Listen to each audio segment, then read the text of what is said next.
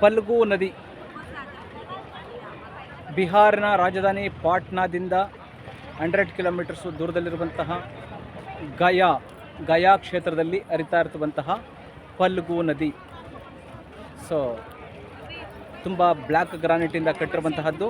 ಇಲ್ಲಿ ಪ್ರತೀತಿ ಏನಂದರೆ, ಈ ಗಯಾ ಅನ್ನುವಂತಹ ಒಬ್ಬ ರಾಕ್ಷಸನ್ನ ವಿಷ್ಣು ಸಂಹಾರ ಮಾಡ್ದ ಅಂತ ಹೇಳಿ ಅವನು ಏನಪ್ಪ ಹೊರ ಪಡ್ಕೊಂಡ ಅಂದರೆ, ಇಲ್ಲಿ ಬಂದಂತಹವರು ನನ್ನನ್ನು ಈ ಕ್ಷೇತ್ರ ದರ್ಶನ ಮಾಡಿದಂಥವ್ರು ನಾನು ಸತ್ತಂತಹ ಜಾಗದಲ್ಲಿ ಅವ್ರಿಗೆ ಮುಕ್ತಿ ಸಿಗಲಿ, ಅವ್ರು ಏನೇ ಪಾಪಗಳು ಮಾಡಿದರೂ ಮುಕ್ತಿ ಸಿಗಲಿ ಅನ್ನುವಂತಹ ಒಂದು ಕಟ್ಟುಕತೆ ಇದೆ. ಅದು ಶುದ್ಧ ಸುಳ್ಳು, ಮಾಡಬಾರ್ದನ್ನು ಮಾಡಿಬಂದು ಇಲ್ಲಿ ಅವ್ರಿಗೆ ಪಿಂಡ ಪ್ರದಾನ ಮಾಡಿಬಿಟ್ರೆ ಮುಕ್ತಿ ಖಂಡಿತ ಸಿಗೋದಿಲ್ಲ.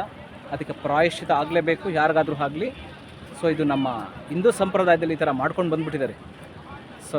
ಇದೆಲ್ಲ ನಮ್ಮ ಈ ಪುರೋಹಿತ ಸಾಹಿಗಳು ಅಥವಾ ಬುದ್ಧಿವಂತ ಜೀವಿಗಳು ಈ ಥರ ಮಾಡಿ ಕೋಟ್ಯಾಂತರ ರೂಪಾಯಿ ಸುಲಿಗೆ ಮಾಡುವಂತಹ ಒಂದು ದಂಧೆ ಅಂತಲೇ ಹೇಳಬಹುದು. ಯಾವುದೇ ವ್ಯಕ್ತಿ ಆಗಲಿ ಅವನು ಮಾಡಿದಂತಹ ಪಾಪಕ್ಕೆ ಪ್ರಾಯಶ್ಚಿತವಾಗಿ ಮುಕ್ತಿ ಸಿಗಲಿಲ್ಲ ಅಂದರೆ ಅವನಿಗೆ ಪುನರ್ಜನ್ಮಗಳು ಪುನರಪಿ ಜನನ ಬರ್ತಾನೇ ಇರ್ತವೆ. ಬೇರೆ ಬೇರೆ ಪ್ರಾಣಿಯ ರೂಪನೋ, ಪಕ್ಷಿಯ ರೂಪನೋ, ಇರುವೆಯ ರೂಪನೋ, ಬೇರೆ ಬೇರೆ ಅವರು ಮಾಡಿದ ಪಾಪಕ್ಕೆ ಅನುಸಾರವಾಗಿ ಬೇರೆ ಜನಗಳು ಬರ್ತಾರೆ.